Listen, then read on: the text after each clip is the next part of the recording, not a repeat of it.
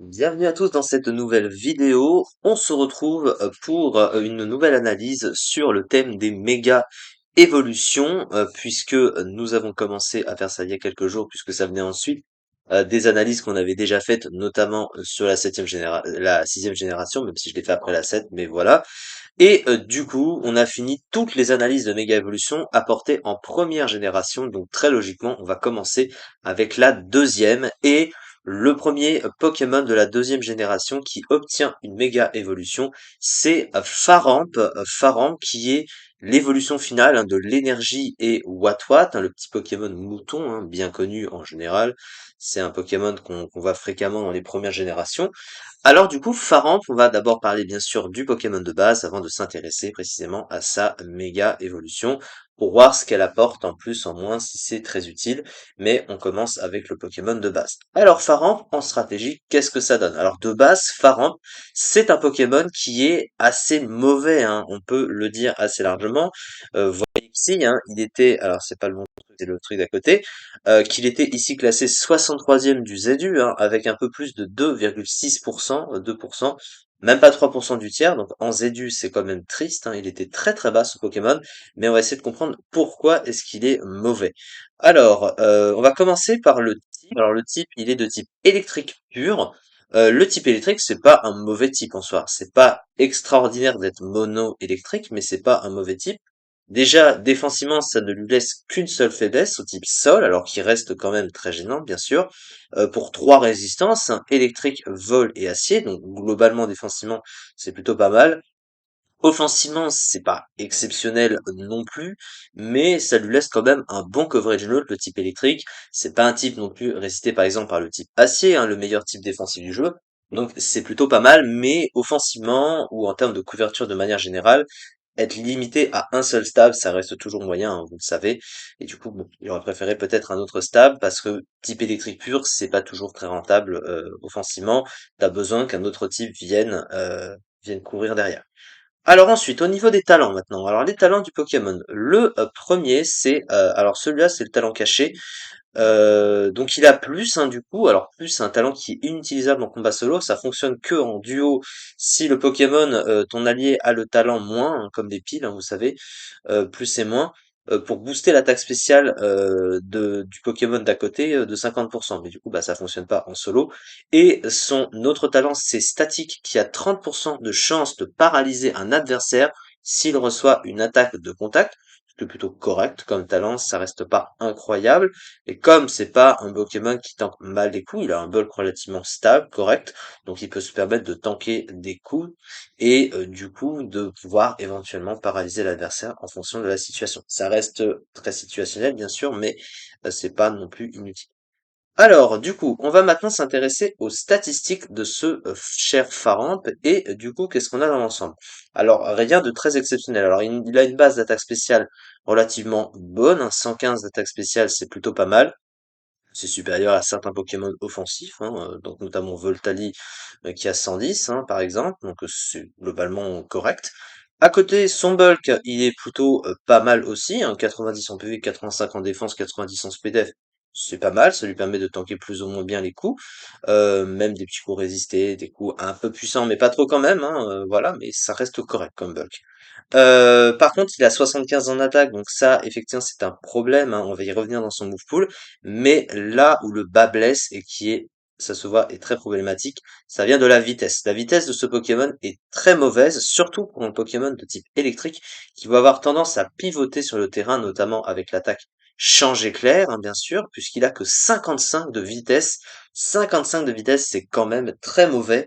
Ça lui laisse vraiment des difficultés à se placer sur le terrain, à garder surtout le momentum au cours de la partie. Vous savez, le momentum, c'est quand vous faites une action qui va vous permettre de reprendre avantage sur le cours d'une partie ou d'un match.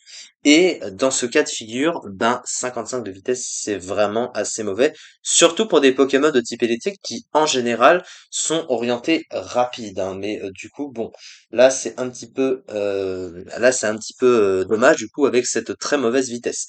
Mais le problème ne s'arrête pas là. Nous allons maintenant nous orienter au niveau du move pool. Alors qu'est-ce qu'il a dans l'ensemble son move pool? Eh ben malheureusement il est restreint. Alors sur le plan offensif, Il possède évidemment des attaques de type électrique assez classiques, hein, évidemment. Il a Fatal Foudre, Tonnerre, Change Éclair également, hein, donc le move de pivot assez classique. Sur le plan du coverage, c'est là où ça se complique. Il a vraiment un coverage qui est pauvre, hein. Alors ses seuls accès, c'est Signal Beam, mais bon, c'est pas fort. Rayon Gemme, c'est correct, mais sans plus, hein. Il aurait préféré une attaque de type glace ou quoi. Alors il avait les puissances cachées encore. Et il a Exploforce également, mais le problème d'Exploforce, c'est que c'est peu précis. Ça n'a que 5 points de puissance, 8 avec les PP max, et ça peut rater assez fréquemment, donc c'est pas une attaque de coverage que tu peux fréquemment spammer en fait. Et du coup, à part ça, bah, il a même pas d'attaque feu, hein. Il a pas lance-flamme, ou comme pourrait avoir Elexprint par exemple, Mega Elexprint. Par contre, il a accès à des coverages physiques. Et ça, malheureusement, c'est un problème. Vous voyez, il a point de feu, il a casse-brique, c'est pas très fort, mais le problème c'est que bah, il a que 75 en attaque, donc du coup bah il peut pas s'en servir. Et ça ne s'arrête pas là, parce que sur le plan du soutien maintenant, eh ben il a pratiquement rien. Alors ses seules options se limitent à Cage éclair, du coup, bon Cage éclair, la plupart des types électriques le possèdent, donc c'est pas nouveau. Toxique, idem, donc c'est pas non plus incroyable. Il possède Glas de soin. Donc Glas de soin, ça permet de soigner le statut de toute l'équipe. Pourquoi pas? Ça donne une sorte de rôle de cléric, un peu. Cléric, hein, c'est quelqu'un qui soutient la team et qui soigne le statut de l'équipe, un peu comme Noctali.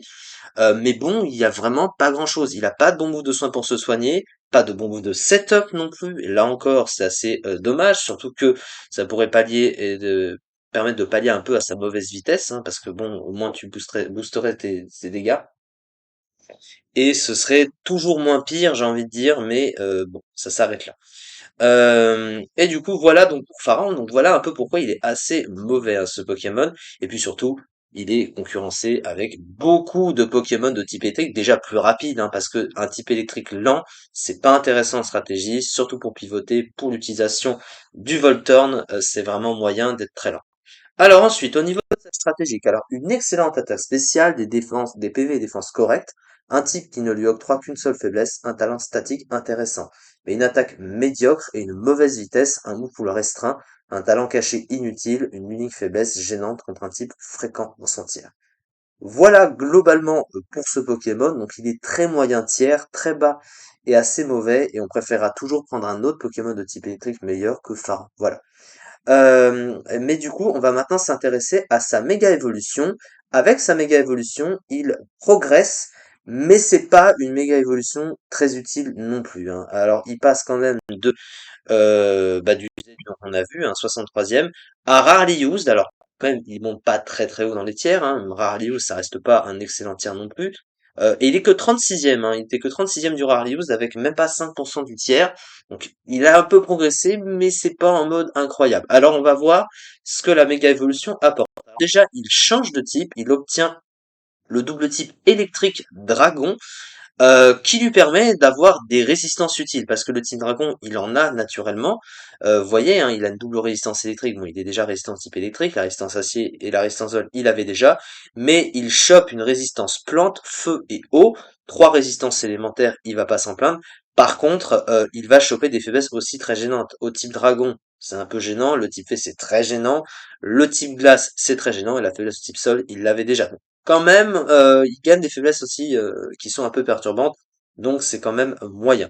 Sur le plan du talent, il obtient Brise-Moule qui ignore les talents qui ont un effet sur les capacités. Si par exemple il veut taper un Pokémon qui a, je sais pas, Volt Absorb avec une attaque de type électrique, et ben il va pouvoir taper quand même, sauf que c'est un peu inutile parce que c'est pas adapté avec un Pokémon de ce type. Il y a des Pokémon qui s'en servent mieux, par exemple Minotaur, Brise-Moule, séisme, stabé qui tape les Motisma, lévitation, c'est plus utile. Mais là, dans le cas de Megafaran, bah, il y a rien qui en profite vraiment. Et puis, vu la limitation du move pool, bah, c'est vraiment pas ouf. Alors, les stats, eh ben, comme toute méga évolution, comme il se doit, elles ont évolué. Mais d'habitude, tu as un bénéfice apporté de manière générale quand tu méga évolues. Alors que là, non, parce que le gros problème avec Pharaon de base, c'est sa vitesse de 55. Et au lieu de l'avoir augmenté, ils l'ont diminué, ce qui est assez étrange. On aurait préféré qu'il l'augmente. Et non, il passe à 45 de vitesse. Donc ça veut dire que quand tu méga évolues, t'es plus lent. Alors il gagne quand même en bulk. Derrière, il a 90 PV 105 défense, 110 PDF, donc il peut quand même venir sur un peu plus facilement sur les attaques, surtout qu'il a plus de résistance, hein, je rappelle. Et il gagne énormément en puissance, par contre il passe de 115 à 165, ce qui est quand même plus fort, mais je pense qu'il aurait été plus rentable d'équilibrer un peu la vitesse aussi, au lieu de la diminuer, surtout qu'ils ont pris des points de la vitesse pour aller augmenter ailleurs, donc ce qui est pas vraiment très logique au final. Donc du coup, ben, il tape fort, il est plus bulky, mais sa lenteur reste un problème. Ensuite, rajouter le Team Dragon offensivement, ça apporte pas vraiment grand-chose. Très clairement, il aurait préféré un type offensif meilleur, genre type sol, type combat ou quelque chose de mieux, parce que le Team Dragon n'apporte qu'un coverage neutre. Le Team Dragon, je rappelle, il est super efficace que sur lui-même, hein. Il n'est pas super efficace sur d'autres types. Donc bon, c'est pas vraiment très très ouf à ce niveau-là. Après, c'est mieux, hein, c'est toujours mieux d'avoir un double type offensivement. Puis surtout, comme ils n'obtiennent pas de moves supplémentaires en méga évoluant. Alors il y a que il a Dracochoc hein, de base qui stab. Bon voilà, il y a un Dracochoc stabé dans l'histoire, mais il n'y a pas Draco Météore, il n'y a pas d'autres attaques plus adapté. Il n'y a pas Danse Draco, par exemple. Il n'y a pas des trucs qui auraient été adaptés avec ça. Il y a juste une pauvre attaque qui stab et les effets du type dragon défensivement ou offensivement. Donc c'est pas vraiment plus. Donc finalement, je pense que ce Pokémon a profité quand même de meilleures stats, hein, c'est clair. C'est pour ça que ça le fait progresser. Mais encore une fois, il va se faire concurrencer par beaucoup de types électriques meilleurs, hein. On n'aura pas intérêt à prendre un pharaon pour le méga évoluer et perdre en vitesse, plutôt qu'un Pokémon de type électrique qui en lui-même aura une meilleure synergie et une meilleure utilisation en stratégie. On va finir avec la fiche stratégique.